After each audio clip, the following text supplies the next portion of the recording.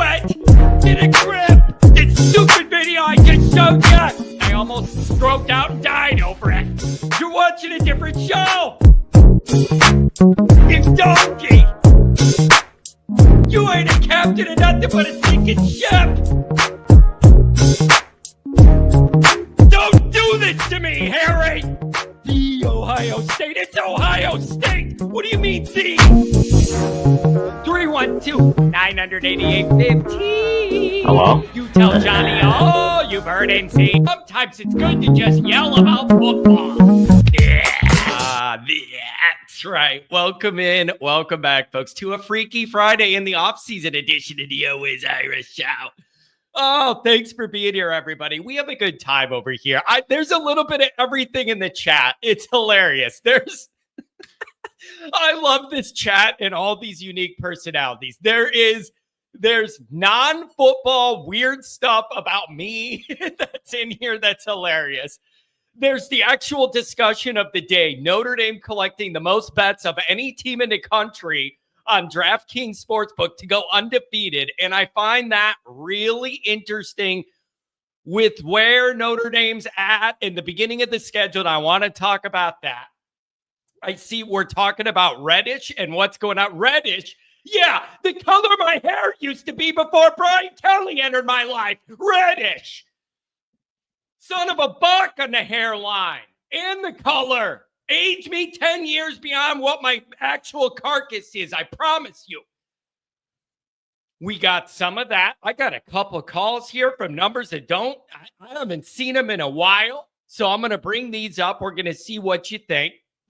People are asking about the weekend scheduling now with the content. I think me and Goolsby might record something tonight for Patreon. I'm thinking maybe tomorrow night we fire up a Saturday Night Live. Ooh, baby. Saturday Night Live, bring it back. We're what, 6-7 weeks from the season? Maybe it may be time to bring back that live show on a Saturday night and see what we get. It's a little juicy on a Saturday night. You don't know who's going to call, and you don't know what they've been drinking before they call. And during the call, I don't know. So that's always fun. That's always fun. We got a little bit of everything here, a little bit of every discussion and a little bit of every different taste of personality. I like it. I like it. So those are some things I want to go over. You guys are asking some really good questions, though. To start, you're asking some really good questions. And so we're going to get into that. And thanks for being here, everybody. As always, you can find the program on YouTube. Do it. Subscribe if you haven't yet. Appreciate it very much. Give the video a thumbs up. You don't miss nothing. Twitter, search bar, Always Irish, or at Always Irish. Emails, alwaysirishnd@gmail.com. Audio only. Anywhere you want it, you can get it. If you don't want to see my stupid face, do the audio only. That works out just fine. Go to, Spotify or whatever, wherever you listen to your stuff. You can do it audio only. It isn't going to offend me. I think it's time to bring back the Saturday night shows. We're getting close enough to the season. There's some juice now. I think we could do it. And we haven't done it in a while. It'll be nice to bring it back. So I think we'll do that. 312-988-15. Please dial it up and tell me all the football you've heard and seen. Notre Dame on SI, read all about it. We got articles up covering everything. Getting some good run on some recent articles about the recruiting, about Freeman, everything the program has going on. Everything the program has going on. So it's a beautiful thing over there. So thanks to everybody that's joined patreon.com/always. My wife has friends in town. Please have a Saturday night show. I don't want them to have to hear it. You'll traumatize them. That's the thing, man. It's just, you got to understand. I think I'm the type of guy where, like, you get used to it over time. But the first time, if you stumble upon it, you're like, what is happening here? And then I wear on you over time to where it kind of becomes normal. The way that I am all worked up and weird about stuff. It just takes a little time for you to adjust. Oh, Mark with glasses. He's updating some of Nick's articles here. It's good to have Nick Shepkowski here, managing editor over on Notre Dame on SI. Really good friend, really good writer, really good guy. 670 The Score, lore, baby, the glory days. The glory days indeed. And so, yeah, an excuse to get away and not engage. Blame it on me. Blame it on me. So I think we'll do that. I'll send out the link, and I think Saturday night show's got to come back. I think it is time. And so you could feel it building, folks. We're almost there. We're almost there. I'm talking about get to the 4th of July. You're over the hump. Now you're past 4th of July, almost another weekend. We're getting somewhere here. We're getting somewhere here. Let me do a couple of these chats, and then there's a bunch of calls from people that I don't normally see this time of year. It's been a long time since they called. Let's see what people think. We could go anywhere you want to go with it, but I got to go over this. It's so intriguing to me that Notre Dame's pulling in the most bets of any team in the country to go undefeated. That's interesting to me. It isn't like you could go, oh, look at their schedule. They have 4 weeks to warm up before they play anybody. I know what I'm going to get out of that quarterback. So yeah, Notre Dame's going to win. That's interesting, man. That's juicy. And I want to get into some of that. Yeah, Jay Grizz, I can't believe you actually at one point in your time went skydiving. I did not want to do it. I don't chase adrenaline in that. Well, adrenaline for me is watching a Notre Dame lineman block somebody into the ground. That's all the adrenaline I need. Okay. But I didn't want to go. I told this story before. I worked at a golf course in the pro shop, and the golf pro had his pilot license on the side. He was one of these aviation guys. And he said, I'm bringing the whole, a pro shop crew on me to go skydiving. We're all going. And I didn't want to go. I said, why don't I watch this, the pro shop, and check the guys in when they're playing their round, and you guys go. Now, so I got peer pressured into going. Didn't want to go. It was exhilarating, but it was scary. It's not something I'm doing again. I don't want to test the human limits of gravity too much. I just feel like there's some cosmic karma thing that when you choose to test like the limits of human science a certain amount of times, you're begging for something bad to happen. I did it. I lived. It was an adrenaline rush, but not one I'm signing up for again. I was a nervous wreck. I'm not even going to act like I was wanting to do it and all excited. I'm not even going to act cool like that, but I did it and I lived. It was wild, man. The guy, you got to be strapped to that dude. And he says, we're going to jump out. And if you just put your arms and legs straight out, you'll fly flat, and then we'll do the shoot, and then we'll float around for 40 minutes around, the lake up, the Lake Michigan or whatever. I jump out of the plane. My legs I did 80 somersaults. I couldn't control anything. I don't know what that guy was talking about. Lay flat, and you'll just comfortably fall through the clouds. My stupid Gumby legs, I'm flipping upside down. Son of a buck, I was flipping all over. I thought that was the end. No, always Irish. It was it was rough. I don't plan. Was his altimeter poking you? That's not what that was. But he enjoyed it. He's an adrenaline junkie. You got to sit there for an hour and a half before and watch a video of all the different ways you could die. And then they give you like 20 pages to sign saying no matter what happens, you're jumping out of a perfectly functioning plane. We're not paying your family anything if you splat on the toll road. By the way, people died at the place I jumped out of like 2 days ago. They jumped out and they hit each other. My dad saw that I talked about this. And then he called and he's like, did you see that news story? I think that's where you went. 2 people jumped out and then they collided midair and that was it. I'm telling you, you start questioning the laws of gravity. You ask it for bad things to happen. And that altimeter thing, all it is like a big watch. And I think it was just like it's measured in thousands of feet. You pull the chute from, I think, 10,000 and then you float from there down something. 5,000. I don't remember. I ain't doing it again. But I wanted to prove to you guys I did it, and I had hair back then. A lot of hair. Wild hair. So, I don't know. Only one died. The other survived but lost his legs. I don't know if that's true or not, or some sort of sick joke. But either way, I'm not interested. I don't want to do it again. And then some other people asked why I was strapped to another man, which in any other area of life would sound very questionable. However, you got to jump like 20 times or whatever and do all this stuff to be able to jump alone. When you're just an idiot that signs up, you got to go with a certified jumper that knows what they're doing, and they do it every day 50 times because they're an adrenaline junkie.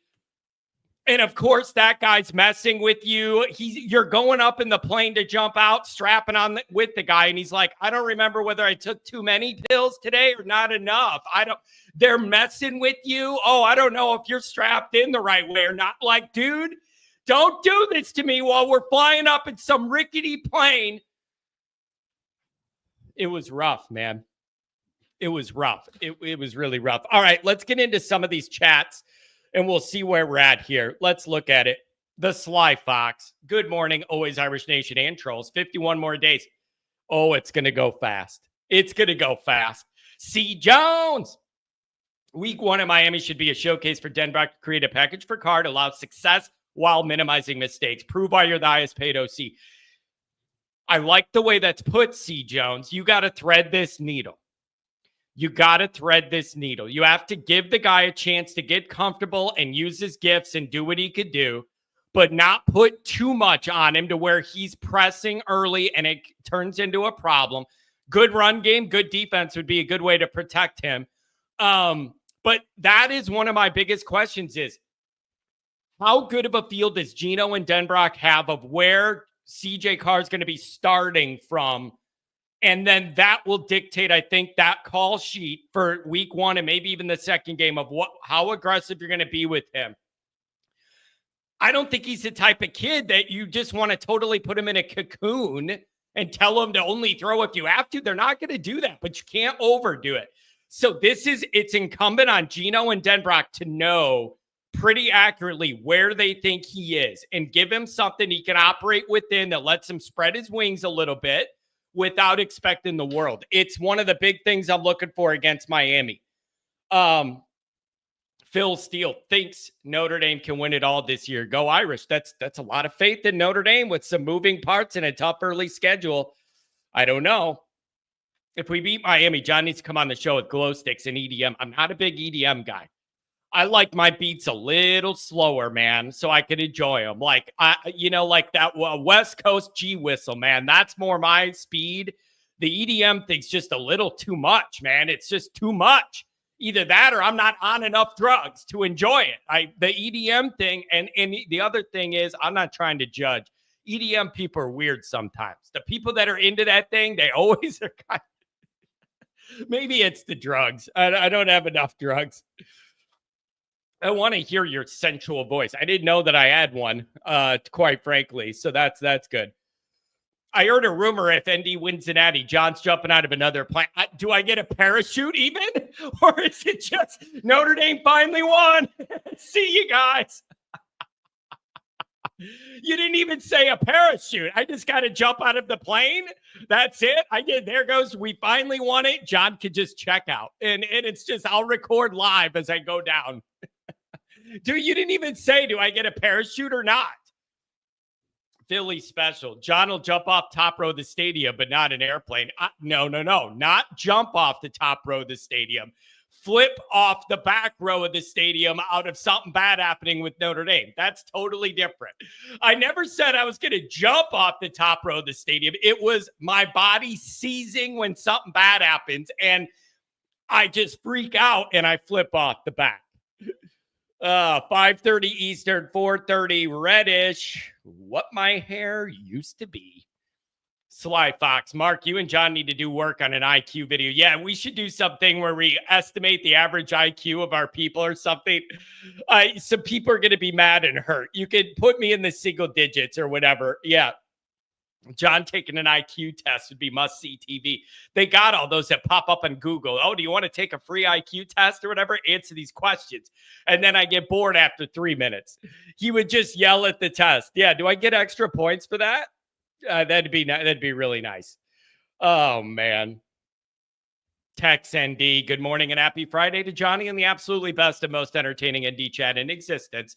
Go Irish, and I hope everybody's well. Johnny looks like he could have been in a 90s boys band and already owned the parachute pants. Just trying to figure out the name of the band. Out of sync. I don't know. I don't know what to tell you. Out of sync. Oh, Nick, it's good to see you here, buddy. Johnny Page views. I'm taking that as a compliment that people are reading the articles I'm writing. That's a good thing. That's a good thing. G Bank callers, I'm coming to you, and we got a bunch of you.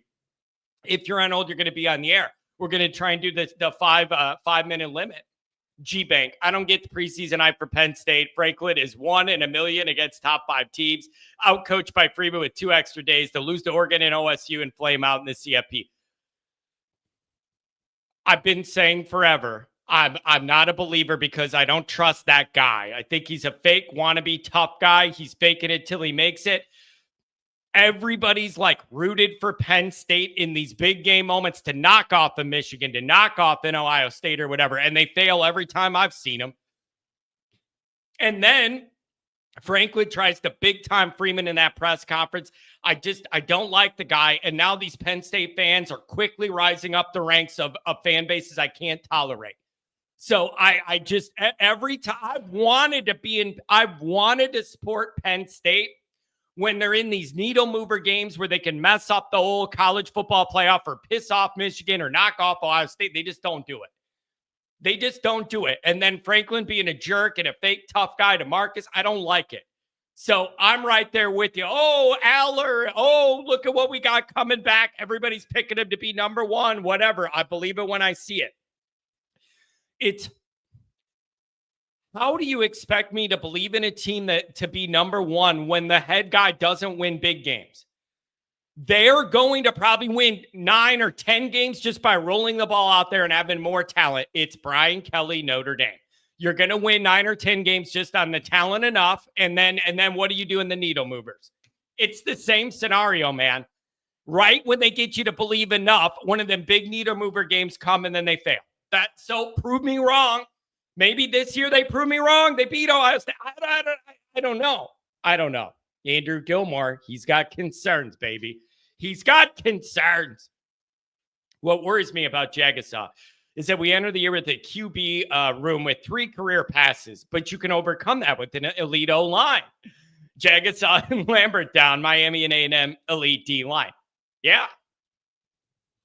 Yeah. What I don't know what you want me to say. Yes. Perfectly justifiable concern and one that I have every day. Totally justified concern. Totally fair. Now, this I do disagree with a little bit. This is why the gamble of telling Angeli to walk is really something. I don't think they told him to walk. I think they told him you ain't the starter. Those are very different things. I don't think they told him to walk, but I think they told him you're not going to be the starter out of respect for him. And then he has the right to go do what he's going to do. But there's wiggle room in here. Like, I don't think they told him to walk, but when you tell the guy you're not the starter, he's got the right to walk. I don't know. Maybe I'm wrong and they did tell him to get out of here, but I doubt it because I would think they'd want a guy like that with experience as a safety blanket to have back there, even if they're going with the young guy. How long into camp before QB1? I just don't think you could wait that long. Does it go a week and a half, and then you got to figure it out? I'm sure they're going to be tinkering with the O-line combos. Like, I'm sure they're going to... I'm sure they're going to be doing that the first week and a half too. So I don't know. I don't know. It's a fair. These are some fair concerns. There's some fair questions. All right, real quick, and then I'll get to the calls. I'm a little surprised Notre Dame has the most votes of anybody picked to go undefeated this year. For just in your mind. That list on DraftKings where the bets are coming in most likely to go undefeated. It's Notre Dame with the best odds. Clemson, Ohio State, Oregon, Penn State, Georgia, Boise State, Texas. Okay. ND, Clemson, Ohio State. It surprises me a little bit. It doesn't surprise me Notre Dame fans are voting for this because you bet with your heart a lot of times or whatever, what you want it to be. But there are so many people that hate Notre Dame. People that hate Notre Dame are not going to pick them to go undefeated. They will find a way to create losses when you look at the schedule and not want to believe Notre Dame could do it. It surprises me a little bit. I genuinely am surprised by that. Is it just the playoff run and everybody's buying in no matter what? The odds are against anybody going undefeated with any schedule. Just by the numbers, the odds are against that. So I just a little surprised it's number one, especially with the schedule early and the new young quarterback. That surprises me a little bit. Maybe people just they're not looking into it that deep. Maybe they're not looking into it that deep, and there's just a belief of where the program is overall that they'll be able to do this. It's a lot. I want to know what you guys think about that. I really do. All right. We got a bunch of calls. Let's get into it. 689. Welcome to the show.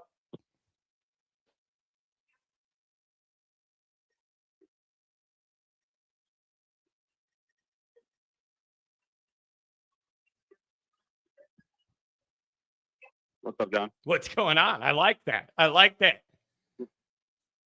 Hey, man, I can't be on too long. I got a work call coming in, but this is Swandong. I just wanted to say I love the show. I love you guys. Love the chat. Kent is a bitch. That's about it. Have a good one. Have a good one. Take care, Dong. Taking a shot at Kent. But Kent's been going hard on Notre Dame. Kent's been going hard on Notre Dame. He really has. He's been going hard at us. Still irrelevant. The team that made it to the championship game made that playoff run irrelevant. Doesn't matter. Oh man. And now I think there's different levels of relevance. Like if you compare Notre Dame and Ohio State, Notre Dame's relevant. Clearly Notre Dame's relevant. You could say Ohio State's been relevant longer, or they're more relevant because they're in the playoff hunt every single year at a top level. Like, that's where I think I want to go with that, Kent. There's different levels of relevancy. And I think it's fair to say Notre Dame's relevant based on last year. But if you wanted to say Ohio State's more relevant or more consistently relevant, I would agree with that because they're at a top level all the time. So I'll give you that. I'm trying to work with you, Kent. 717. If you're on hold, you're going to be on the air. What's up, 717? John Kennedy, talk to me. What's going on, brother? What's going on? I don't know, man. The energy is building towards this Notre Dame season, and there's so many interesting storylines early in the year. What's on your mind? Thanks for calling on a Feel Good Friday. Yeah, it's a Feel Good Friday. We got the ramp to camp going on. I actually just booked my hotels for Miami this morning. So I know you've mentioned there is going to be a tailgate at Miami, right? Are you going to put out some info on that, sooner, around the time of kickoff? Yeah, when my brother's going to go, he's going to have the flag, kind of do what they did for the playoff game at this facility and get in there and fly the flag and host a little tailgate. It's a road one, so it isn't going to be the same or as big as the ones in South Bend, obviously. But my brother and a bunch of other Always Irish people are going to go. We'll have the flag, and we will post where that parking pass and where that's all going to be. Yeah, when we get closer, we'll let you know. I want to create like a little comfort area there with people in our group, and they could hang out before the game and hang out together. So, yeah, but information will definitely come out for that. Love it. I appreciate that. Thank you. Yeah, so I just got two quick things. First one is recruiting based, and stay with me now. I'm coming up with a little bit of a correlation that I've seen, and I'm boiling our recruiting success down to two things. It's who you beat and what you show. All right. And stay with me and see if this makes sense now. Beating Penn State was huge, but the manner in which they did it and having the secondary put on a performance where they didn't have a receiver get one catch. Look who we got in recruiting. Joey O'Brien, safety, Pennsylvania. Next, Texas A&M. You go down to A&M in SEC country, and you have Bo Collins, who comes up with a huge couple catches late in the game, one on the sideline. He goes up, big-time receiver. You get a guy like Caden Finley. Same thing with Jeremiah Love and Jadarian having the games they did. You get a guy in Texas like Javion Osborne. Lastly, you go down, again, SEC country. You beat Georgia. Linebackers had a hell of a game. You get a guy like Thomas Davis. Does that make sense to you? Like, the teams you beat matter, but it's also the manner in which you do it because those kids kind of see themselves in a gold helmet doing the same thing. I do get that. So where does that leave us at a place like wide receiver where nobody could argue the passing game's been exactly where we want it over the last handful of years? Mhm. Do you see that there where like if you're able to and we're happy we went 3 for 3 on the trail recently with that position. But is that your thought as well? Maybe if it's CJ Carr, the starter, and he shows a good propensity to be able to throw the ball around and there's a little more engagement with the wide receivers and they're more of a priority and you show that, do you expect that to start making it easier to recruit higher level guys at that position too? Or what do you think the dynamic is there? Because that's one top complaint that Notre Dame people have. I do. And I think you have to show proof of concept there. And I honestly think, I mean, don't get me wrong, I'm fired up that we got all three of those guys this past weekend. I almost kind of think we outkicked our coverage because I almost went into the weekend thinking, hey, if we get one or two of these guys, that's fine by me because we still need to show it on the field. Going 3 for 3 was outkicking our coverage a little bit. I think showing, whether it be Kenny, whether it be CJ, I'm a CJ guy, showing it this year, especially with an offense that Denbrock really wants to run, I think will give kids a good vision. And then you're going to see that talent spike up where we're getting a top 15 receiver in the class, hopefully a top 10 receiver. Yeah, I think it's perfectly fair. If I'm a wide receiver, a top guy, like the proof of concept there, I want to know somebody's going to be able to throw me the ball. I want to know that it isn't going to be so run heavy that I'm a wide receiver and I'm just running out there blocking or running routes against air and I don't get the ball. Like I understand that. What about back to your theory about the recruiting? Have you thought about like NFL stuff? Do you think those guys are also looking at like what position group each school's putting into the NFL with regularity? Like Ohio State and wide receivers, for example, it kind of recruits itself because of all the big time turnout and right into the league or whatever. Like, where do you think Notre Dame falls? Do you think that plays into it, or is that too far down the line of looking at what's possible? No, I definitely think it plays into it, which is why we've had such longstanding success on the offensive line and in the tight end room. But I think it's guys like, I think of Kyron Williams, for example, right? Like once Kyron showed, you can go from Notre Dame and be a successful running back in the NFL and do it in the style in which he did, then you get guys like Jay Love, you get guys like Kedron Young coming in. Like, I think there is a little bit of that where kids can see a pathway, but I think the NIL landscape has also changed things where you see the brand. And I think that speaks to it much more, where obviously it's the education piece, right? The 4 for 40, but being able to be in college and maybe stay an extra year or two because you're getting $500K to, be a receiver at Notre Dame. Like, I think that speaks volumes as well. So I think you're definitely right. There's definitely a pathway to it. Which is why I think we see a lot of the NFL guys, Larry Fitz's son, Devin Fitzgerald, Thomas Davis Jr. Like you're seeing those guys entrust Marcus Freeman because he can develop. But I think it's the piece where we always go back to. I mean, Notre Dame's the greatest college football program in the country. Yeah. Here's a good question. What is the call? This comes from Andrew. What is the caller expecting Carr to do this year? He's a rookie QB. I don't get why people want this explosive passing offense when the team's built to run the ball down your throat. I'm struggling with this too. I don't know what my expectations for CJ Carr should be.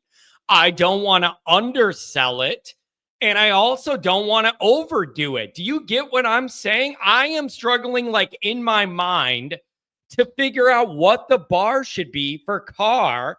And should it change throughout the year? Like, do you just want no catastrophic mistakes early and then we grow from there where you expect more of him if he shows trust with protecting the football? Or like, that's where I'm struggling with. I don't know where he's starting out from, and it's making it hard for me to figure out what I expect from him.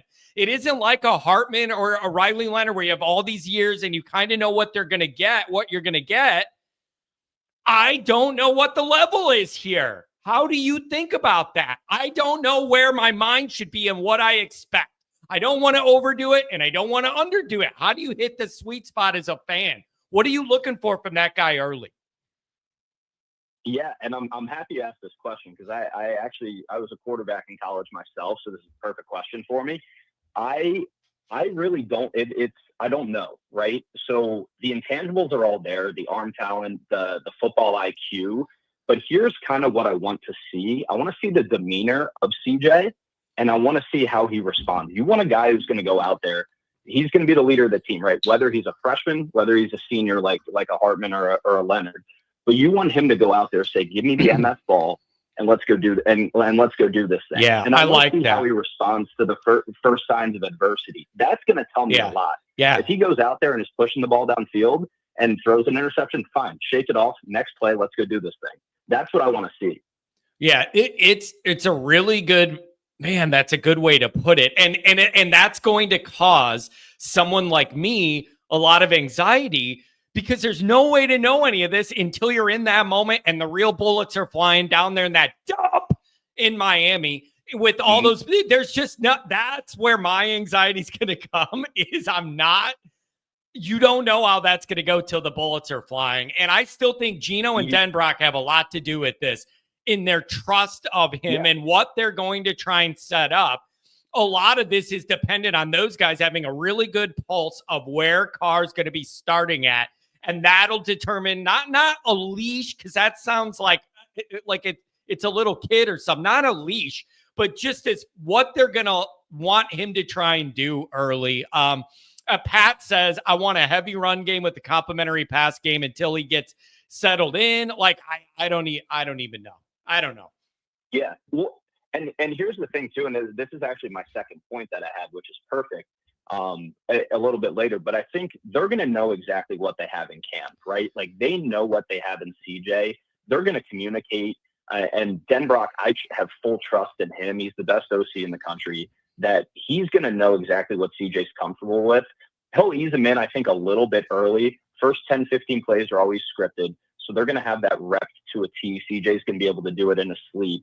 And then after that, he's going to hopefully take a couple hits, be in the game. That's really all he needs. And then I think they're going to let it fly. Honestly, I think Denbrock knows what he has in CJ, and they're going to let it fly. Yeah. My second point though was, and I'm curious to hear your take on this. I've been seeing a lot about the Manning Passing Academy, and I didn't see CJ Carr or Kenny there. Any cause for concern there? I know guys like Drew Pine have gone, and Drew still went this year. God knows, I think he's at Bowling Green or something like that. But does that concern you a little bit that, that the top end guys, the Nussmeyers, I think Cade Klubnik was there from Clemson, but CJ's not there, Kenny's not there. Any kind of cause for concern there? I don't know. Maybe that's a better question for the guys that do. How do you get invited to that? What is the setup for that? Do they only pick certain people? Like, I don't know. Like, would it be good if your guy was there and doing really good? Sure. But like, I don't know. I'm not giving it that much thought, especially if Drew Pine was involved. Then I'm like, what? Then what's the bar? I'm sorry. But then it's like, what's the bar then if that's the invite level? I don't know. But I want to go back to something when we're talking about this quarterback dynamic. Yeah. How much does the O-line play into all this calculation of, like, that's the other part? Because the best way you could protect that young guy is with the really good offensive line, both in terms of pass protection and being able to run the ball. So what do you make of that? Like, some of the calculation of what you're going to want to do with Carr has to be tailored to your belief in that offensive line as well. And you're entering camp in a little bit of a rocky spot with some things to figure out. Mm-hmm. It does. And here's three good things I would say, if I can give some positivity to everybody. One, it's not the center. The quarterback-center relationship, obviously he's going to be taking snaps from hopefully Ashton Craig the entire time. So they're going to develop that relationship, and it's not somebody else snapping the ball, different, like having to understand his snap count, the whole deal. Secondly, it's not going to be the left tackle. Hopefully, I don't know who it's going to be, how they're going to shuffle things around, but he's going to have to develop trust with his left tackle on his blind side. Both of them, CJ or Kenny. Yeah.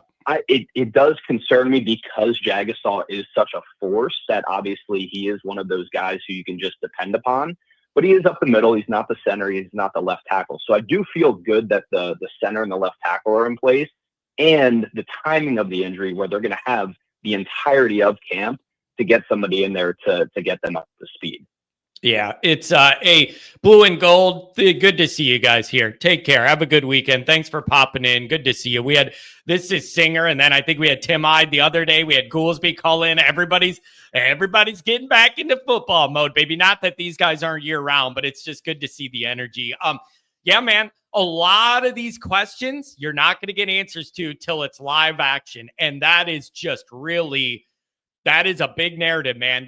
All of the speculation and what we think we know, none of it matters till that ball's kicked off in Miami, and we're going to see what's up. You got it, my man. Well, hey, I'll get out of here, but Irish by a billion. You know the deal. Oh, I like it. Have a good weekend, buddy. Thanks for giving me a call. It's been month and a half for this guy. Thank you. If you're on hold, you're going to be on the air. I see you. We're gonna dial it up. Andrew Gilmore. This is in a couple super chats coming as well. How can they know what we have in Carr? He split 1/3 reps in spring, 4-string last year. Will split snaps in camp. You better have training wheels on for Miami unless he's Trevor Lawrence. So by they, do you mean Denbrock and Gino? They are paid to have a better feel of all this than any of us.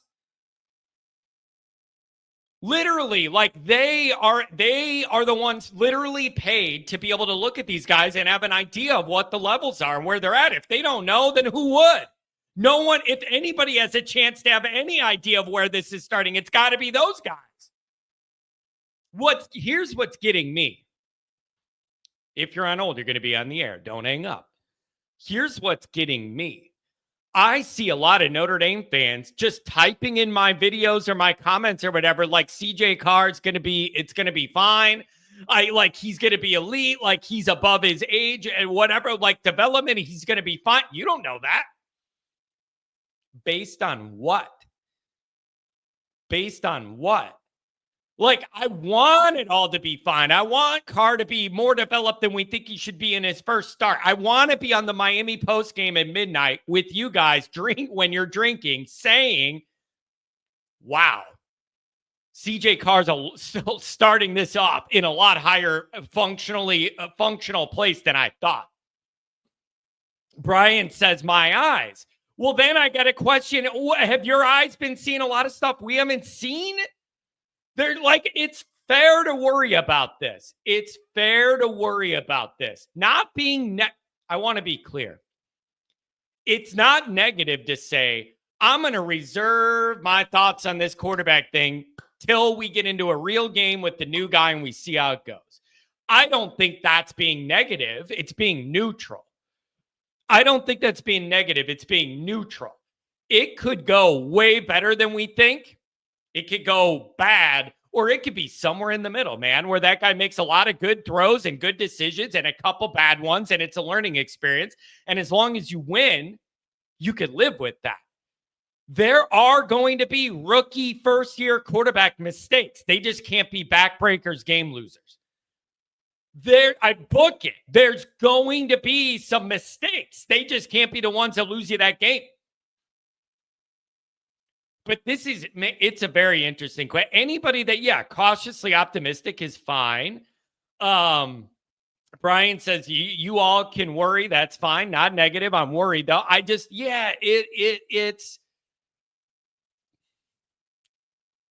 I don't know what we're going to get. I played all these scenarios in my mind on the post-game show. This guy is way more advanced than we thought he's going to be. This is going to be awesome. Or first-time starter, and the O-line was a little rocky, and it's loud in there, and they got some athletes and some bad stuff happening. Here we are miserable. I don't know, man. I don't know. But I personally have not seen enough from CJ Carr to be like, I am sure this is going to totally go fine. I don't think anybody has. So it's wait and see with cautious optimism, I think, is a fair way to do it. I don't know. It's tough. The main man, Martinez, the homie Swan. This is the Miss Swan. You're old if you remember Miss Swan. If you remember Miss Swan, put it in the chat. You're old. One of the best shows of all time, though. This is the best. Stop looking at me, Swan. This is the best chat and the best program in the land. Look at this $5 Mikey polls. It's good to see you, Mikey. How does it feel to be back in the dog days of summer? Oh, it's got to be the dog days now. It's got to be the dog days now. I don't know. Do you guys get any weather? Telling you what, man, Twister style yesterday. The pool stuff ended up 5 houses down, the trees down in the neighborhood. We had hail falling all over. Wild last night. Sump Pump working overtime here in Johnny's basement, man. Who all going to Notre Dame USC? We'll see about that. Mrs. Swan from the Pirates of the Caribbean. I'm going way further back than that. Early 90s is where my Miss Swan reference is. That's where it is. Man, Kent still arguing Notre Dame's irrelevant all these years. 330. Where do you want to go? You're on the show. If you're on hold, stay there and we'll get to you. What's up, 330? John, are you abiding by regulations like those of the FCC? I'm not sure. Because you never pause for station identification. Yeah, this is a 10-second station identification. It's still, man, I like old school radio. I like how they do that. Unlike the NFL broadcasts and then they have that pre-recorded message. I don't think I'm subject to that, technically. Okay, because there has to be a 10-second pause. I don't want you to face any disciplinary action. I think I'm going to be okay because it's like an internet show and I'm not over the regular radio waves. I don't think that I'm subject to that. Are you positive? No. Okay. I've been watching your show for a few years, and I don't want you to face any disciplinary action because you haven't abided by regulations like those of the FCC, and you have not paused for station identification for at least 10 to 15 seconds. Do you understand? I think so. Okay. Well, John, you have a great day, and go Irish, beat Miami. That is for sure. That is for sure. What the hell is going on? I don't.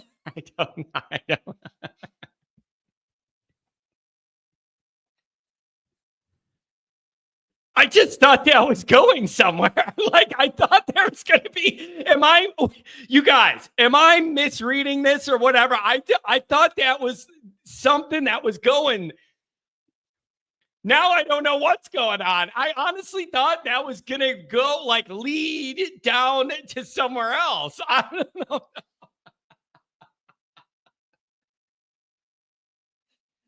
You never know what you're going to get here. You never know what you're going to get here. I honestly thought that was going like to somewhere. I thought that was like a bit leading to him playing 10 seconds of me yelling or something. I don't know what I was expecting, but I don't think that was it.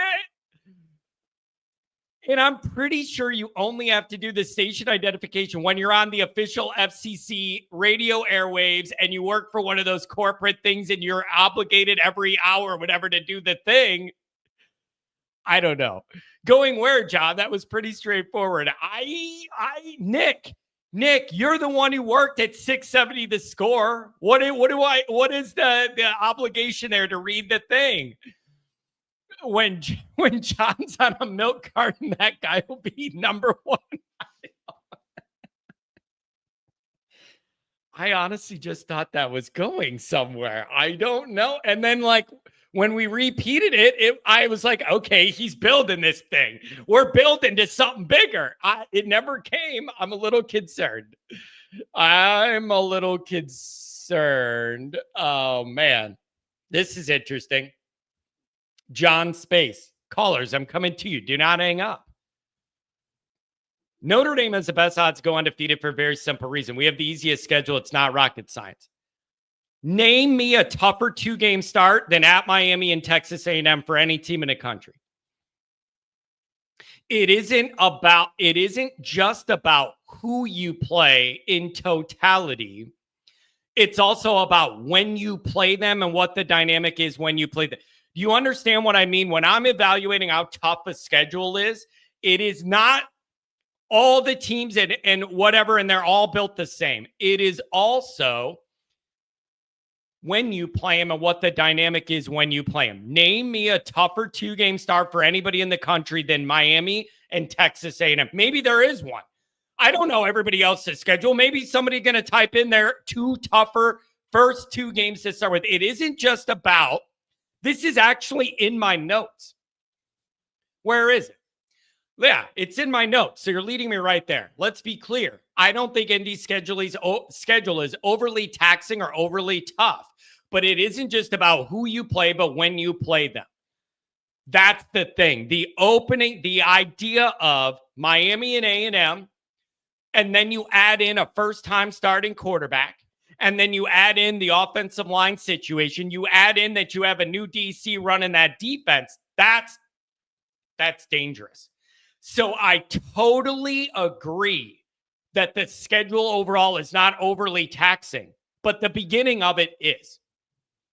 That's how I look at it. I totally agree. In totality, that schedule is not overly tough, but it isn't just about the teams on there and the names. It's when you play them and what the dynamic is. Name me a tougher 2-game start than that one. And all the moving factors. That's what makes it tough. Notre Dame gets through the first 2 games 2-0. Yeah, then going undefeated looks real likely.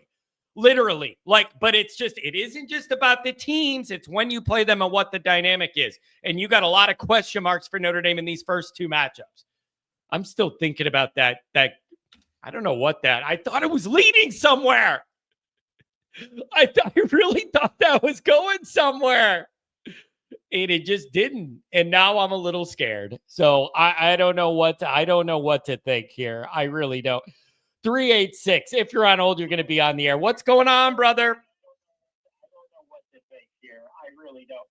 386. If you're on hold, you're going to be on the air. What's going on, brother? Yo, what up? Hey man, how are you? I'm good. I'm just waiting to see if anybody's breaking into the basement windows or what's going on here. I'm doing fine. I'm okay for now. Dude, they're after you. That was weird. They're coming after you though. I just didn't expect that, and I really did think it was going somewhere. I don't know. Yeah, I don't know, Clarice. Anyways, what's going on, man? Dude, I'm in the same boat as you with this CJ thing. I don't know. I just don't know, dude. I don't know. Where are we starting from? It's driving me nuts because I don't know what is fair of me to expect from this guy. And I don't want to undersell it and put the bar too low. And I also don't want to put too much on the kid. Where is the proper level and how do you calculate it? Maybe that's a bigger question, man. Not where the level is, but what do you input into the calculation to try and guess it even?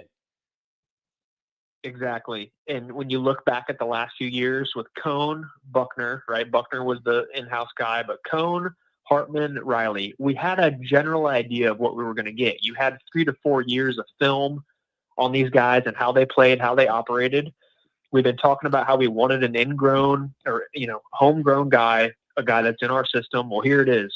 And we're in this spot now of how is he going to be?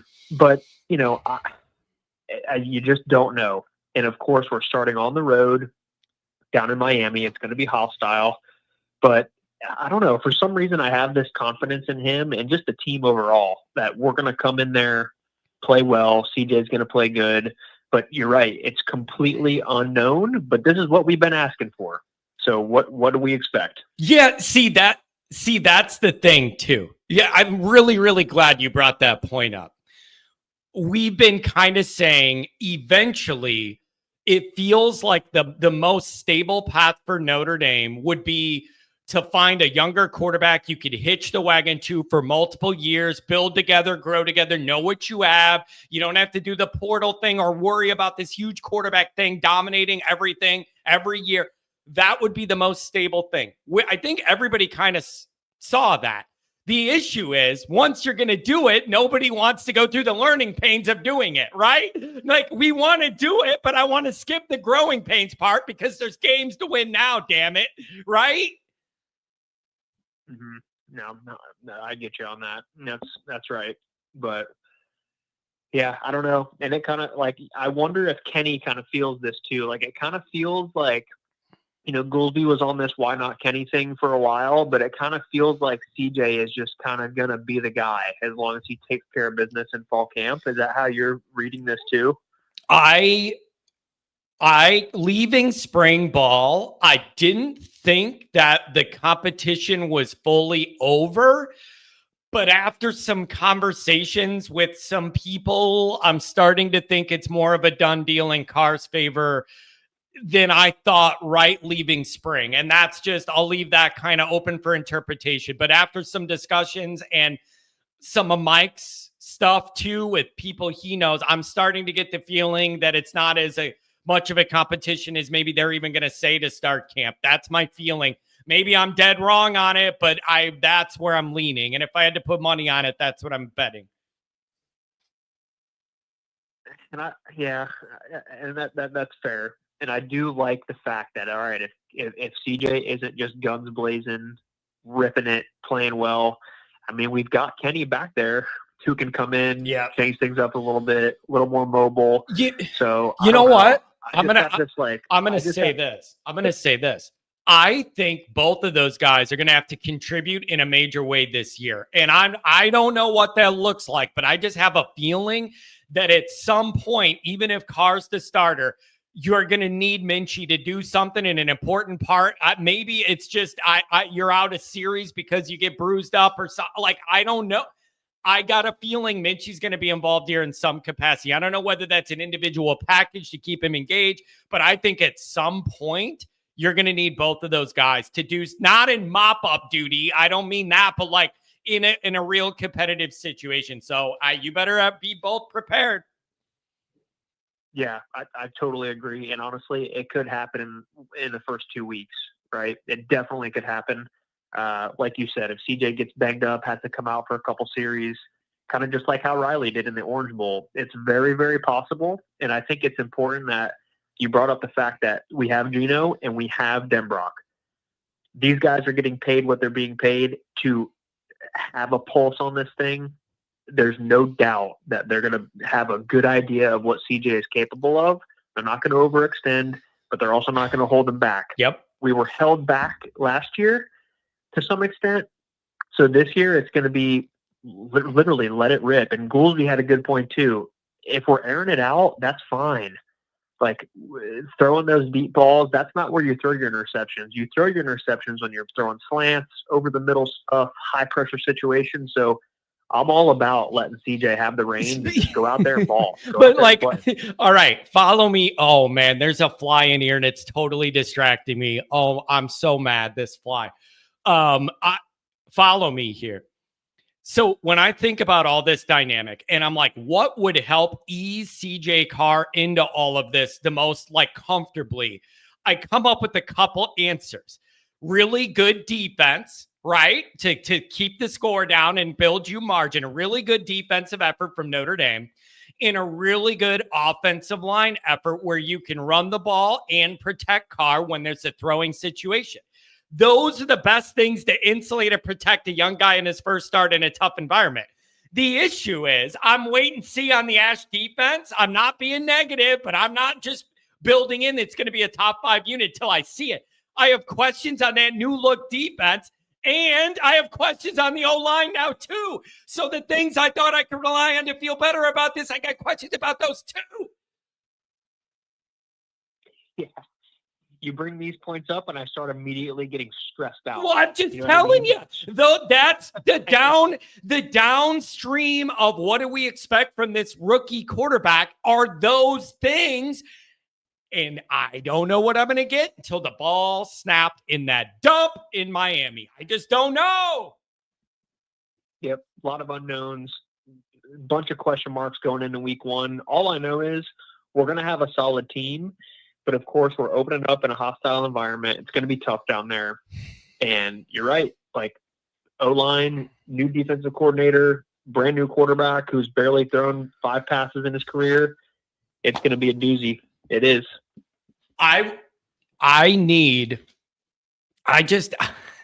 Man, this could just go so many different ways. And bringing it back full circle, that's why I'm a little surprised Notre Dame's the number one team to go ranked to pick to go undefeated. It just surprises me a little when I look at all of those dynamics, and it's just, I don't know what you're going to get, and nobody does. Yeah, we're all guessing, but until it's live in Miami, you don't know. But that is what I was relying on to ease Carr into this, and now I'm just not quite sure what I'm going to get there either. Yep. And God forbid any O-line injuries come up in fall camp. Ah! We gotta stay healthy, bro. That's the other thing I've been losing my mind about is when people are going, John, you're overreacting to the early injuries because when we get into camp, everybody's going to have injuries. So you're overreacting. Everybody's going to have these injuries. Bro, that is why you can't afford to have the injuries before you're into camp, because you're expecting something to happen in camp. So it's not like there's this level of, oh, Notre Dame has a couple guys dinged up, I guess then nothing's going to happen in camp because they're already hurt. No, like you can't. That's why you can't afford to get hurt before camp. I don't know. Maybe I'm losing my mind. Well, what's happening is the season is approaching, and this is just what we naturally go through. So it's all good. It is, but it is a really unique dynamic because here's how I feel. Overall, zoom this thing out. Zoom out. Oh my God, I think the FCC guy's calling back. I'm not kidding. I think the radio guy's calling back. We might have to see where this goes. I think it's him on hold. Bring him on. Yeah, we'll see. We'll see. Notre Dame is in the operation overall, the program overall is in the most stable place it's been foundation-wise in since Lou Holtz won the championship as far as program stability, the nuts and bolts, the foundation of this all. I feel like it's in the best place it's been. The talent in this program is the best in the modern era Notre Dame's had by far. Depth and everything. I believe in all that. But there's all these other moving factors in question. So I have two things competing at once. The most fundamentally strong the program's been in many, many decades, but it's a rough start with a lot of tough questions to be answered. I don't know what the reality is, man. Yeah, and then you look at those points, and then you think okay, it's year 4 for Freeman.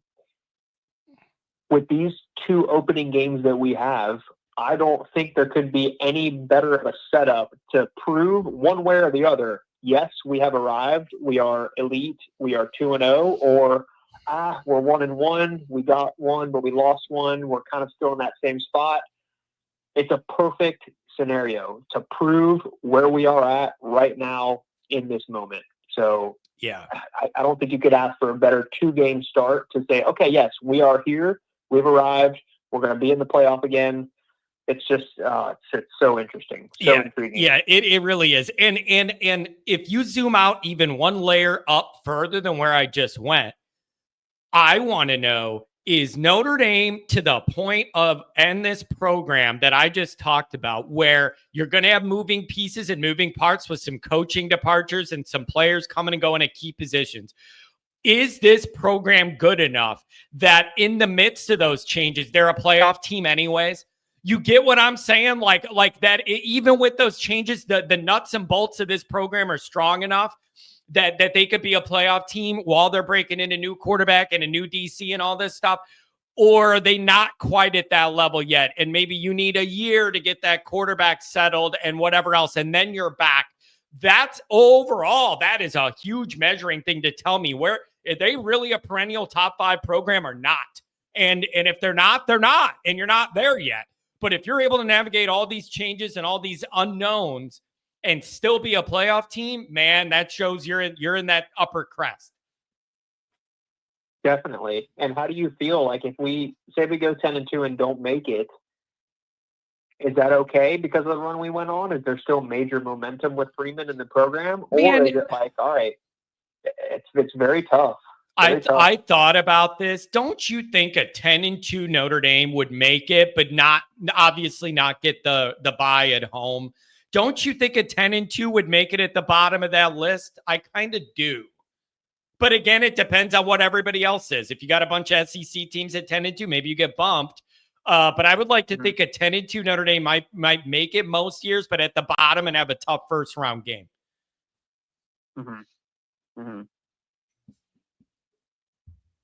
Yep. I don't know. We'll see. Yeah. All right, man. Let's see what the radio guy has to say. Yeah, bring him on. Sounds good. Have a good weekend, buddy, down there in Florida. How much time you got, buddy? All right, I think it's him again. If you're on hold, you're going to be on the air, but let's see what's going on here. I think it's the radio guy again. Is this the FCC commissioner? Hey, Don. What's up?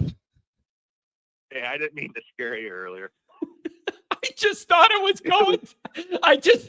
going to like at the back side of the bit, and it didn't. So now people think my wires are tapped like the outfit in the Family Secrets trial. The hell's going on here? I got this bat flying here driving me nuts. What? So what's up? No, it was just a really terrible trolling joke. But anyway. No, I'm going to make it fast. I just want to say something about the quarterback.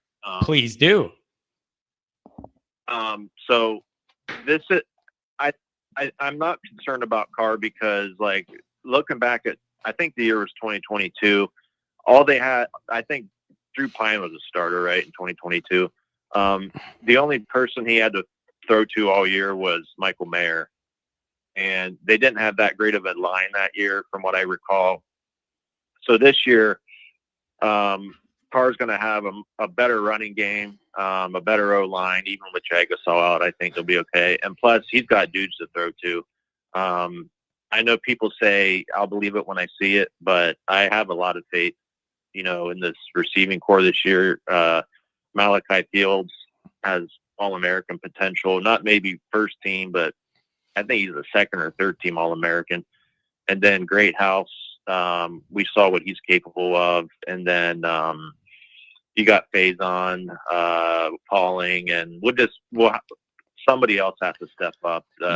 More depth. Can I, with the wide receiver thing, I am wait and see, but with some optimism that it will be a better, more active, more functional group this year. Like, I really do think that. But again, I got to see it to believe it, because the history there just has not been strong lately. But I do believe, I think you should be able to get more out of that wide receiver group. I really do think that. But again, I kind of need to see it to believe it. If you could get behind Miami a couple times, then I'm a believer. But if it's a struggle and nobody could get open and whatever, that's different. So I'm encouraged, but I also filed this item under the wait and see. Yeah, I understand. And I understand that sentiment as well. And as far as the starter goes, I know people have their sources and stuff, but I have a source as well. It's called EA College Football 2026, and they have CJ Carr penciled in as the starter. So I did see. Did you see that Jeremiah Love was game playing that for people to see it, and he had Minchie as the starter? I got a bunch of people that texted me that, and they're like, "You want a conspiracy?" Yeah, they're like, "You want a conspiracy theory, John?" Jeremiah Love was playing the game as Notre Dame, and Minchie was the starter. Like, and so I don't. This is, you know what this is. This is summertime madness, man. When you start getting into that level of conspiracy, like Goolsby needs his tinfoil hat he wears on Patreon for that one. That's getting out there. Yeah. Goolsby's great. Yeah, I did not know that. That's funny though. But yeah, I mean, Jeremiah Love, he's like a cheat code in that game. When you play with him, he's something else. But anyway, John, I'm going to let you go. I just wanted to call back in and tell you, don't worry about that. That was just me goofing around. I appreciate it. I think that the chat feels a lot more comfortable about my future now. Thank you very much. Appreciate it. Good. Have a good weekend. Have a good one, man. Go Irish. How much time you got, buddy? Andrew Gilmore, I have an answer to this. It's weird how little people want to talk about Love. Isn't he the focal point to get us out of September with one or fewer losses?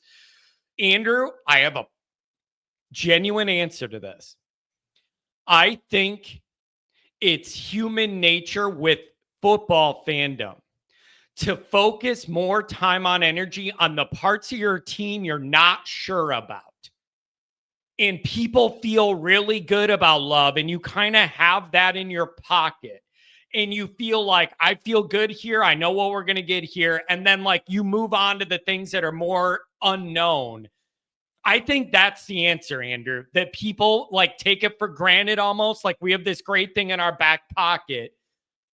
And it's more natural to worry about all the unknowns than to just focus on the one thing you think you have. You get greedy and you're like, I already got that in my back pocket, but what else can I add to it? And I think that's a human fan behavior thing. But I don't know. What do I know? 574. What's up? This week. Hey, what's up? Just enjoy piece of news that I can get. You're cutting out. I don't know what's going on. It's that cell coverage in South Bend that I complain about every time I'm in the county.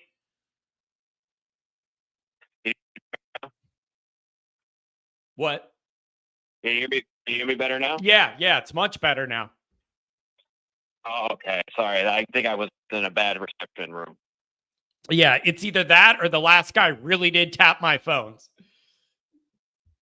Well, how you been this week, man?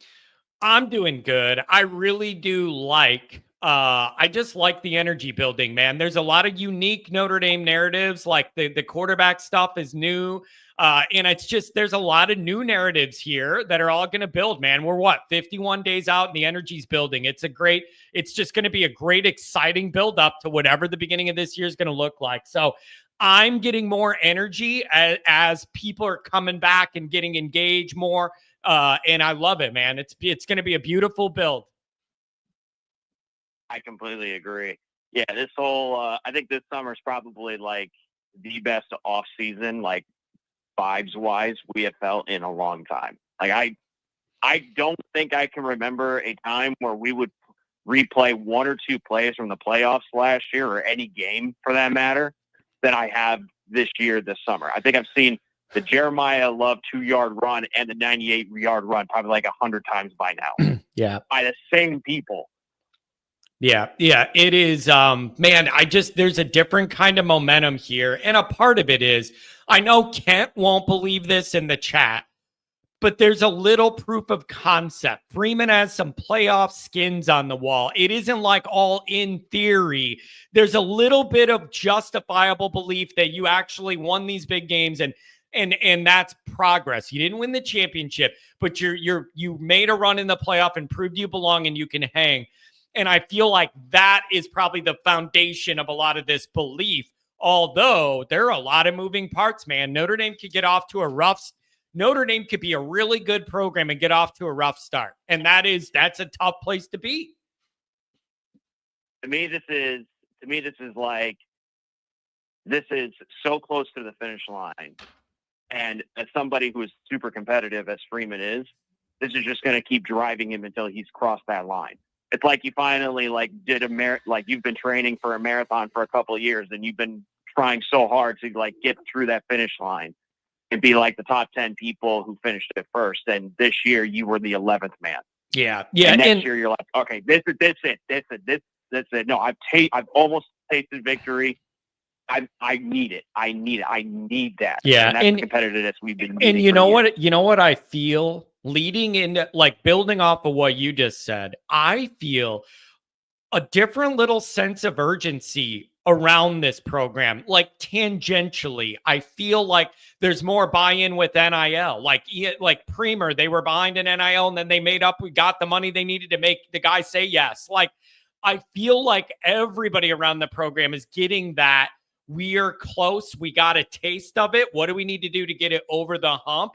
I feel that kind of energy of we're close. What do we do to turbo drive this thing and get it over the top? And I love that, man. It does feel like everybody's going all out to get this thing over the hump. I think it's more than that.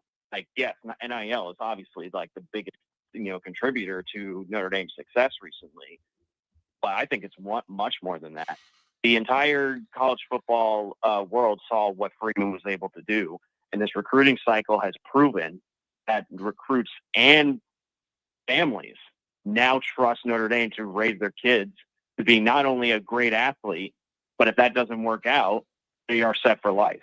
Yeah. I mean, we got 3 solid legacy players and their kids to commit to Notre Dame. And it's not just because they'll get a great education. They actually believe their kids are going to develop well. And that is a trust that if you're an NFL player, are you going to just send your kid to an Ivy school when he wants to be just like you, a football player? Or are you going to put trust saying, I'm going to make sure you go to the right school? Because that's what the Mannings did.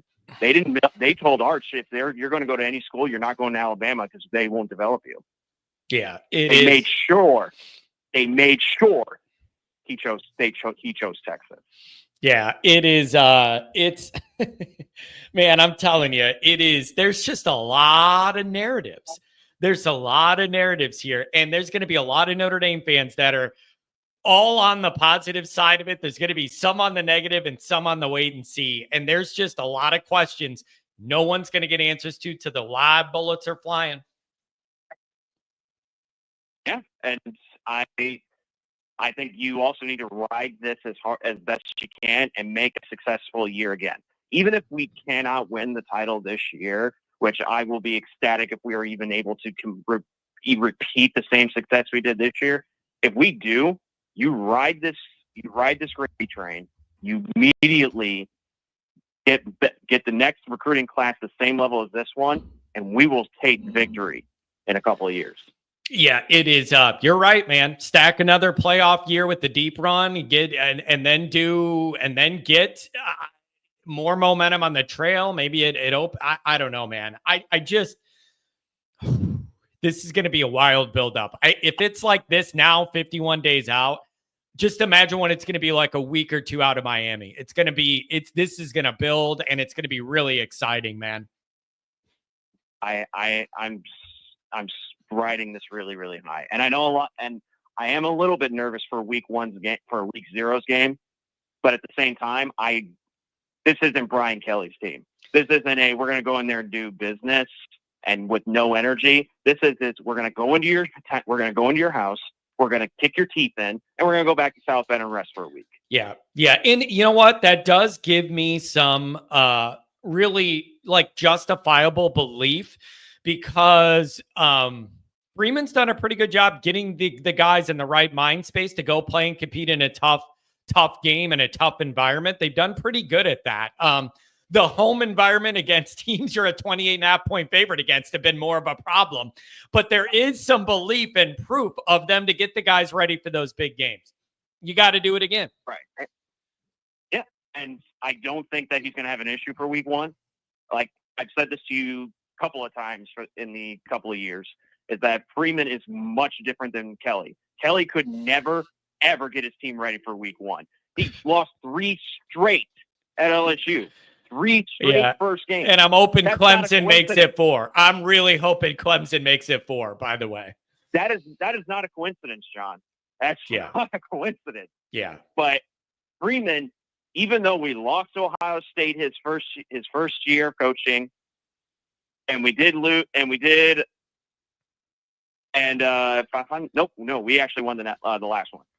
But have we ever seen our guys play this well week 1? Yeah, they were actually physically, mentally, and emotionally prepared for a big game environment. And that was usually not the case with Kelly. I give him credit for the at Oklahoma 2012 win. That was about maybe my favorite win of the Kelly era, to be honest, going into a tough environment on the road at night and winning that game with everything on the line. I give him that one. But yeah, Freeman's done a pretty good job preparing these guys and getting them emotionally, physically, and mentally ready. And I think that this year there's going to be a lot of leadership into that team, offensively and defensively. They have done the same. They want the same thing. They've tasted the national championship. They want to go back, and they're going to show all the players that just came in from the portal and from recruiting from last year. And they're going to say they're going to build that leadership in that locker room. Yeah, The strong maturity. We've been humbled, but we've also been to the dance.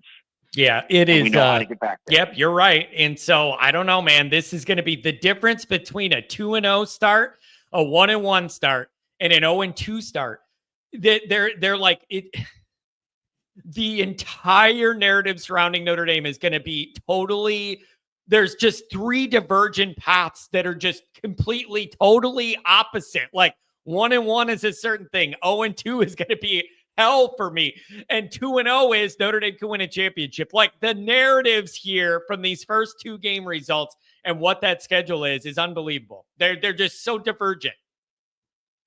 I will say this for week 1 after our game with Miami. I bet you're going to see nothing but news articles saying that Notre Dame has the passing offense now. Well, I hope so. I certainly, oh man, I hope that's the narrative after this. It would be awesome. And so I don't know, man, but we still got, 7 weeks to be able to figure it all out. This is going to be really, really interesting. We'll see, man. Oh, yeah, we definitely will. I do have a cool story to share, though. Sure. So my cousin is actually a barber in South Bend. It's called Eddie's Barber Shop. And he was golfing with a couple of his friends the other day. And the people in front of them, they finally caught up to them. And they were 6'3", 6'4". And he asked his friend, and he goes, I don't know about you, but those guys look like football players. So obviously they walked up to him when they caught up and said, like, hey, do you guys play ball or something? And turns out it was a couple of Notre Dame football players, and one of them was Jack Larson. And he told him that he was looking for tell him what they were doing. And my cousin mentioned to him saying that he's a barber. And Jack said he's been looking for a barber for a couple of years now since he joined the team. So now he cuts his hair. Well, there you go. Get the inside scoop while he's getting his due done. I'm happy for the guy. I was like, man, that's pretty cool. I mean, those guys, I'm not trying to. You get to meet a player and I'm going to get business. I'm not trying to question the business here. I just thought Julio got all the team's haircuts. You know what I'm talking about? Oh, I know. Yeah. I know. And that I'm not dissing him or anything. Yeah. I just think it's pretty cool. Yeah, good for him to be getting some of that business. See if you can catch any inside scoops while he's getting his weave done. So, but other than that, this whole 2 weeks actually, everything's just been high energy. Yeah, everybody's excited for Miami. Yep, it is. The build is going to be fantastic, man. Hey, hold it down in the greater South Bend metropolitan area for a few more weeks, and football will be back, buddy. Thank you. You as well, John. Have a great week. Oh, yeah. Have a good weekend. That fly is taunting me, and I don't like it. 615, what's going on?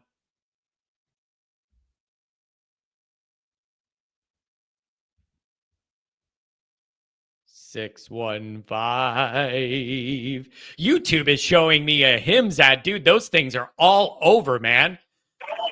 Oh, hey, John. Sorry about that. Hey, what's going on? I'm not sure. I accidentally had you on mute. I'm sorry. I walked into a store earlier while I was listening, but did you happen to see that take from Adam Jones, the ex-NFL defensive back, Pac-Man? He was an interesting dude. I'm here in Tennessee. He got in trouble and all that, but fantastic football player. And it was either he's got a podcast or he was on someone else's podcast, and he started talking about Notre Dame. And he's like, man, what is going on at Notre Dame? He's like, it's incredible. Then he started naming all the NFL players that their sons are coming here. And then the guy that was interviewing him or talking to him was like, yeah, a bunch of them guys are receivers. And he's like, I wonder if they'll stick around. And Adam Jones just had a really cool take that he's like, man, I'd love to be in that room with them guys. He's like, put me in there and let's compete, And it was just exciting to hear a really good NFL player that had nothing to do with Notre Dame very excited about what's going on at Notre Dame. Yeah. If you hadn't seen it, you got to watch it. I think there's a couple things here. Number one is I love when people that usually never have anything to say about Notre Dame start talking about Notre Dame. Kind of tells you things are changing when they're in that landscape of like there's a bunch of people going, what the hell is going on with Notre Dame? That's usually a good sign that something different's happening. And then the NFL guys, it's a huge compliment that all those guys trust their kids' development to Freeman in this program because NFL guys know what it takes. And they have belief in Notre Dame and Marcus. That's a huge vote of confidence. It was just awesome because, you know, he's all, man, those helmets are so tight. And, you know, here you've got a guy that played ball at West Virginia that, you know, God bless him, would have never been able to get into Notre Dame because of off-field issues, but was a fantastic player. And just seeing this guy hyped up about Notre Dame, I thought he would have been the furthest thing from, who knows if he is a Notre Dame fan, but I was getting pumped up just like, man, you know, he's just like, look, that's where I want to be, is in the middle of all these new receivers coming in that are all sons of NFL players. Like the competition is going to be off the hook. And so that was exciting to hear. You know, you're like, man, Freeman, when he has a group of people that he needs to elevate, he gets it done, man. I'm just, you know, I'm excited for the season. Let's kick it off now. Yeah, it is. It's exciting, but it always stands out to me when people I don't usually hear talking about Notre Dame start bringing them up. It tells me there's something different going on that other people are noticing. So, yeah, it's going to be exciting, and I like and Goolsby always says I'm a believer in exceptional genetics, and those NFL genes pass down. So I like having a bunch of those guys on the roster. Yeah, it's going to be fun to watch, John. I can't wait, man. It's going to be great. Anything else, my friend? Thanks for the call today on a Friday. That's it. You have a great weekend, and we'll hopefully talk to you in the next week or two. Yep. Have a good one, man. Take care. Hold it down for us in old SEC country. I don't know what that guy's doing. It's loud over there. Yeah, dude. What is the deal with that Alabama guy? I don't even ever really talk about Alabama ever. Like all the people I go after, it's almost never Alabama now that Saban's gone. Every video I do, there's 8 comments from that Bama guy who's just like, I'm glad I'm a fan of the best team in the land with all these titles. It's like copy and paste. It's like 8 comments on every video I do.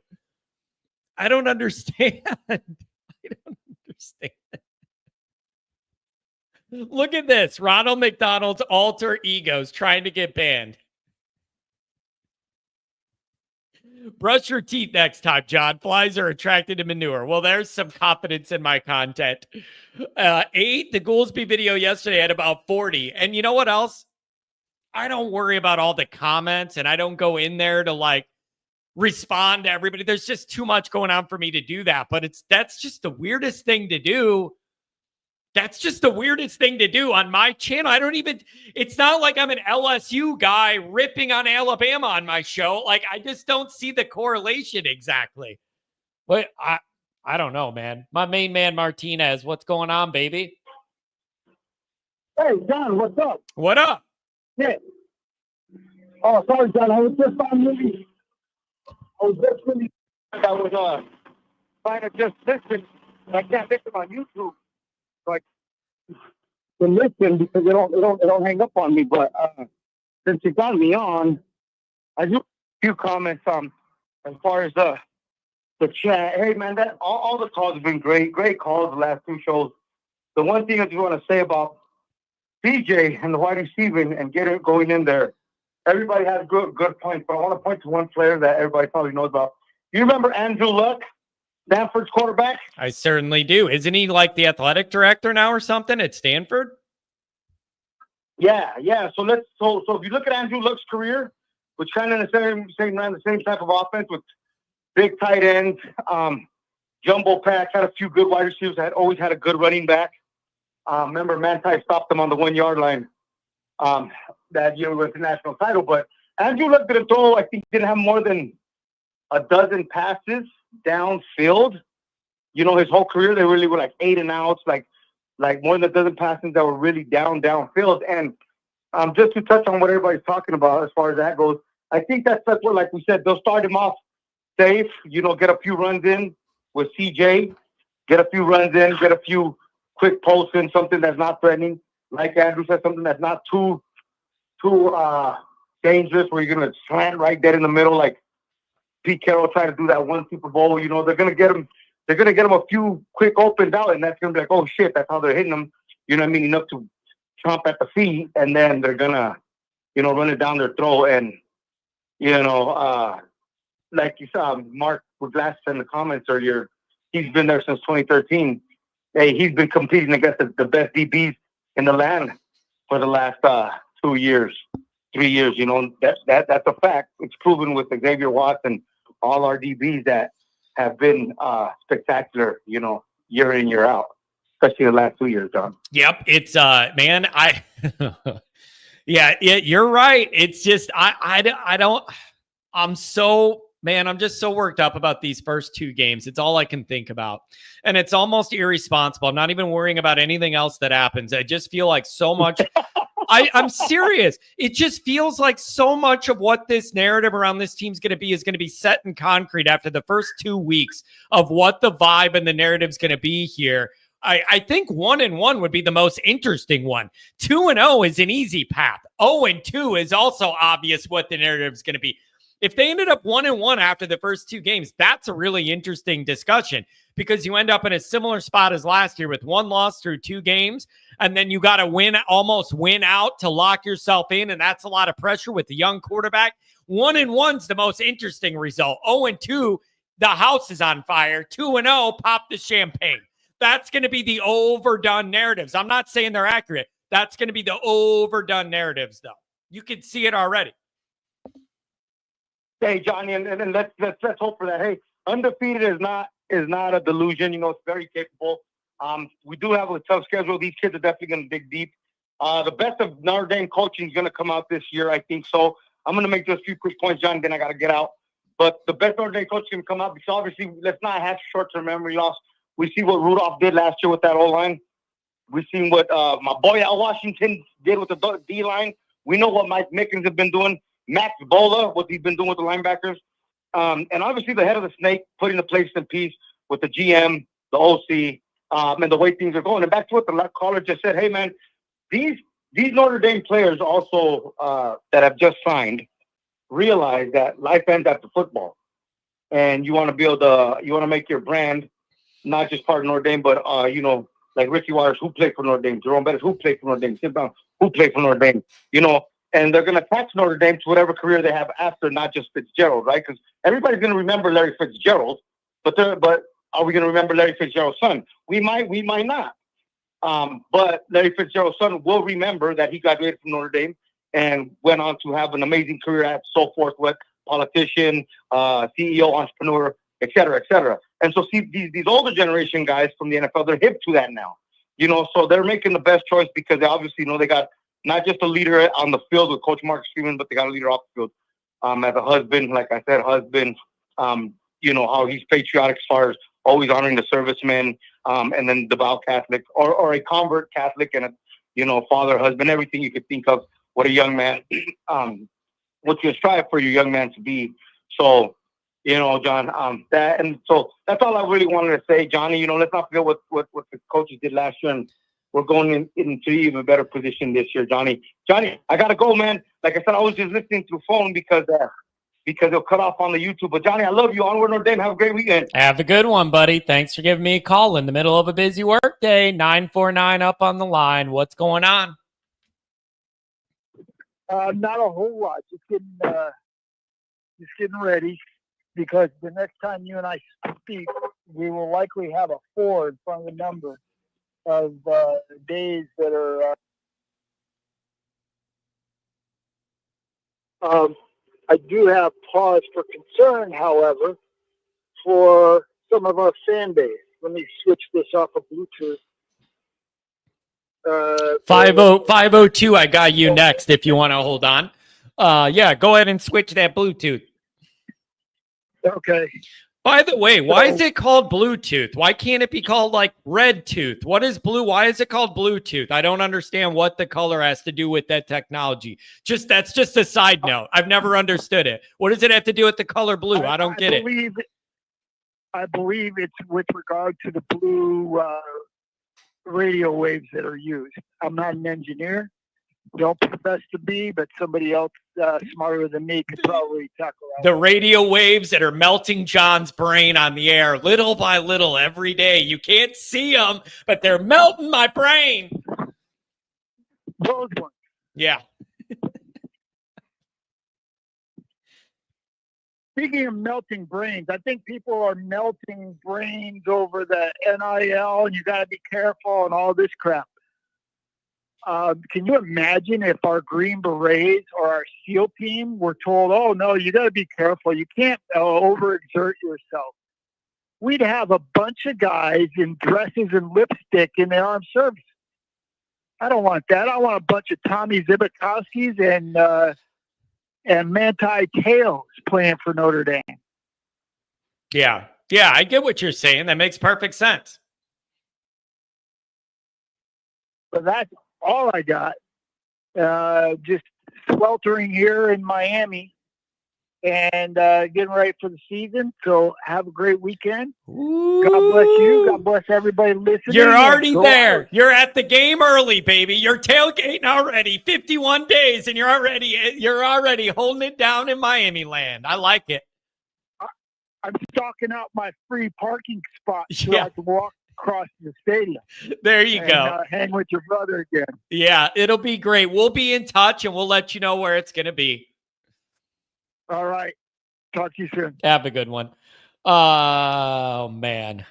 Miami. John, how was the flooding the other night? I mean, last night we got hit by a big storm, man. They said there was a tornado that started to form a little like right down the street. And I saw it. I was out on the patio. I'm that guy. Oh, there's storms around. Let's go watch it. You know, like every suburban white dad that's ever existed. Put on your New Balances and go look at the storm.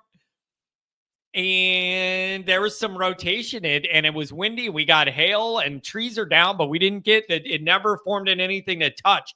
But you could see that updraft and the rotation and everything was there. We didn't get nothing. My daughter had a flight canceled at O'Hare. Yeah, it was bad all night. There was an early round of storms, then there was a later round of storms, and it was pretty rough.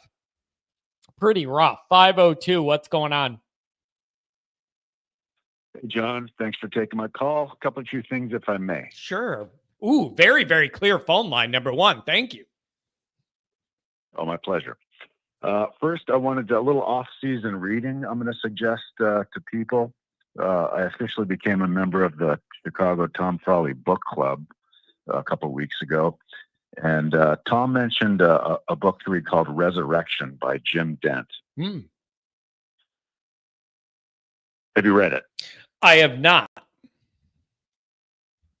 Strongly suggest that anyone here who's a fan of the program at a university read that book. It's a great read. It goes basically it's story about how Notre Dame football almost packed it in. I mean, they had a really rough season in '63, and Parsegian was hired, and it's just a fantastic book. So I want to give a shout out to Tom for recommending that, and encourage others to take a peek and take a read. Yeah, that would be, and anything, oh man, Tom Frawley, Chicago's very own, and a diehard Catholic, by the way. I love that guy. Anything he recommends, it's probably good. And then second quick thing about recruiting and all these NFL players that are getting their kids go there. You know, everybody talks about, the kids are going to get a great education. They're going to get a great football experience, but no, things that people don't mention. And I think it's important is, as a parent, you think of sleepy South Bend, and you've got you got your kid there, and he's far away from home. When was the last time one of the football players got in any trouble in South Bend? Yeah, it's I've talked about this before, and especially with even like the transfer guys, you're getting the right group of people. Like you're getting the right group of people. They're identifying these kids, and you're not having all that goofy off the field stuff and that you used to have. Like you're not getting it. So apparently they're finding the right kind of guys that are serious about doing this right and doing everything you got to do to be a Notre Dame man. Like they're doing a good job. Agree 100%. Even the transfers, man, that's a big deal to me. Think about it. You're inviting guys that haven't all matriculated together through Notre Dame into your program. So you don't know what the egos are going to be like. You don't know if a guy has an attitude or a chip on his shoulder, or like, I think I run the place, but I just walked in the door, or I'm coming for your job. They're threading the needle there. That's not an easy thing to do, to bring some of those egos in. It's not an easy thing to do. They're doing a really good job there. All right. That's all I got. Appreciate you taking the call, and go Irish. Have a good one, my friend. Have a good weekend. Take care. We got 559 up on the line. Omar, I just hope you're training your stopwatch. We got a 5-minute limit for these post-game shows, and we're sticking to it. We'll do a 1-minute warning. I need to get through as many calls as I can in these post-game shows. 5-minute limit, baby. 5-minute limit, and the 559 on the line. What's going on? What's up, John? I'm up here in this damn roof trying to get this fiber optic through this goddamn hole right now. But you know what? I'm going to make it short and sweet. How do you like them Irish boys? I told you, I'll be tripping. It's the football season. Keep right. It's just right talk. Jumbo, yaddy, woody, and BS stuff. You know what? We got some football to play, boys. We get our head straight, our really straight, mentally, physically, and emotionally. This is football season. This is the time we let a day come together and shut the whole world up. Because we're not 1 year wonders. We're all years. We lost the Freeman and hell. All y'all get right. The funniest part of that is I'm picturing you laying in some vent with a bunch of loose cables. Don't electrocute yourself. I'm gonna make out here to Luke, and I'm gonna send it to you.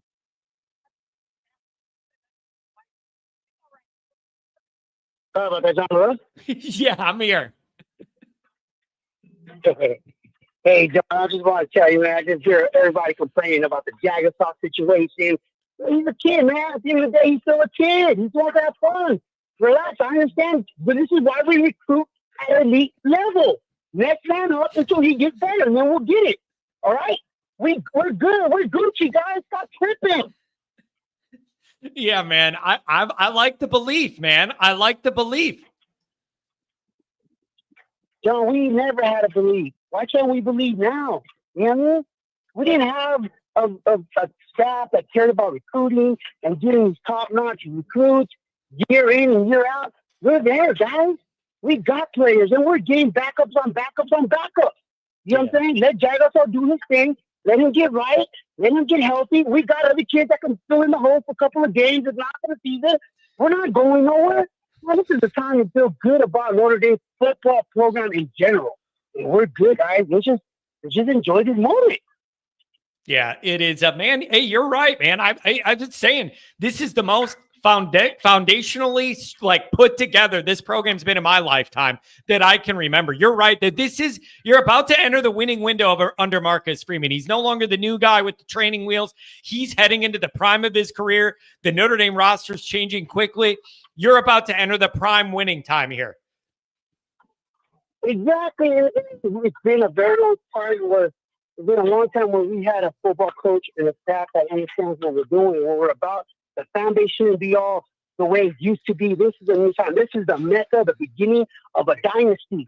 And just enjoy the ride. And you know what? Next man up, guys. And sorry, John, I got to cut it quick, man. I wish it, but I'm on your call tomorrow for sure. And let's get right, guys. That's all I got to say real quick. Love you guys. Stay in touch. and send me this book, the name of that book. I definitely want to read that for sure. Let's go. Have a good one, buddy. How much time you got, buddy? I'm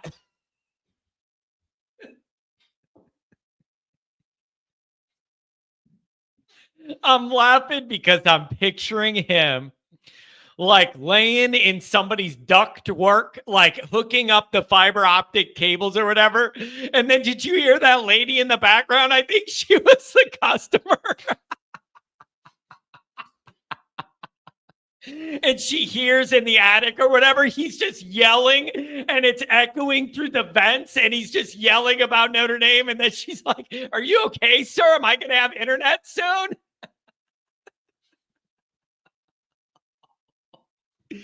I got to tell you, man, guys like him and my main man Martinez, they're working their ass off doing actual manual labor all day. They're not looking into a screen, chasing a fly around in the AC. They're out there working hard, man, working hard with their hands for a living, and they still take the time to call. It really does mean a lot. It really does mean a lot, man. Look at this. Irish for life, baby. I've been an ND fan for 58 years, been to 240 plus home games and numerous away. I am anything but a homer, but Freeman will have a statue in ND after it's all said and done. I really do feel like, I really do. Ooh, that's a good point. Where has 415 been? I haven't seen that guy in a while. Should I be worried? Should I be worried? Maybe he's back to work. He was rehabbing. That's a good point. I haven't seen him in a while. I'm going to shoot him an email. Make sure he's alive. Make sure he's alive. This is it's the most foundationally strong we've been in a really, really long time. I really do believe Freeman's about to enter his prime. The roster, it is not perfect, but it is better than it's been, and it's trending in the right direction. These next handful of years, whatever this next run looks like, should be Freeman's best chance to get that championship. Full 4-year class guys out from the previous regime. It's your guys now. Like, Freeman's got the experience. Like, you should be entering that hot spot now. That's what you should be doing. So I don't know, man. It's let's see. Pat versus Kent. Here we go. I don't know why you guys bother with Kent. Used to be entertaining, but now it's just boring and repetitive. I don't mind trolls who are creative, but when they don't change and adapt, they get annoying. I do agree with that. I've said that forever. If you're going to troll me, at least just be creative or funny with it. You got to be creative or funny with it. But I think you have an unfair standard when you say the team that made a deep playoff run and made it to the championship isn't relevant. I just think you're trying too hard. There are a lot of knocks on Notre Dame that you could do that are legit. But saying that you're irrelevant when you just made a title run last year and beat the SEC champion, whatever, that's where you lose me a little bit, Kent. There are a lot of things that do hurt that you could dig deep. Our record against your team is one of them. But I just can't buy that a team is not relevant, right? Like when it makes the championship. I already disconnected the phone lines, Kent. I got to get going. I got everybody in that was on hold. I disconnected the line. So I don't know. It is trolls are welcome, but at least be funny. Like, that's the thing. Anything creative where you could troll me, I'm all for that, man. I like the creativity. A good creative troll tweet or call is really healthy and good. But it's the boring stuff. Like when people pop in here and it's like a Michigan prayer, they're like, Notre Lame, ha ha ha, Rudy was offsides. You haven't won a championship since the 80s. You got to do better than that.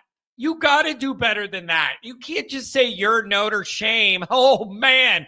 Slick burn, dude. 3rd degree. This flies on my light. But if I hit the light, I might kill the fly, but I'm definitely going to break my light. And then I'm going to be mad that I broke the light. And then that's going to make me mad. And I'll probably break something else reacting to breaking the light. But this fly's getting bigger by the minute. It's going to turn into a freaking bat by the end of this show. I think it's picking up. the energy from the lights, and it's growing. This thing's wings are getting bigger by the second. What the hell's going on here? Oh, I want to hit this light so much. I just don't want to break it. Son of a buck. Come on, baby. Ah! Anyways, so what happened to Ronald? You know what happened to Ronald because you are Ronald. And we all know you're Ronald. We know you're Ronald. You're not. Come on, man. Do you really think that people here don't know you're Ronald?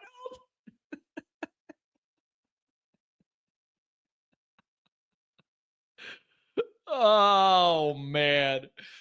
Oh, that's funny. We know you're Ronald, man. Yeah, I'm going to post a picture of just that dead fly sitting there. All right, you guys, that's going to be it for the show. I like the energy. More callers in the mix.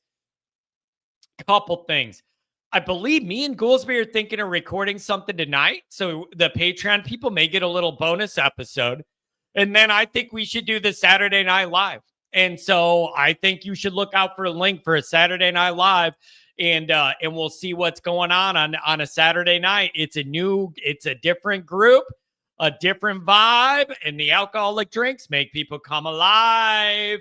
So let's do a Saturday night show, baby. We'll see you there. Love you guys. Take care.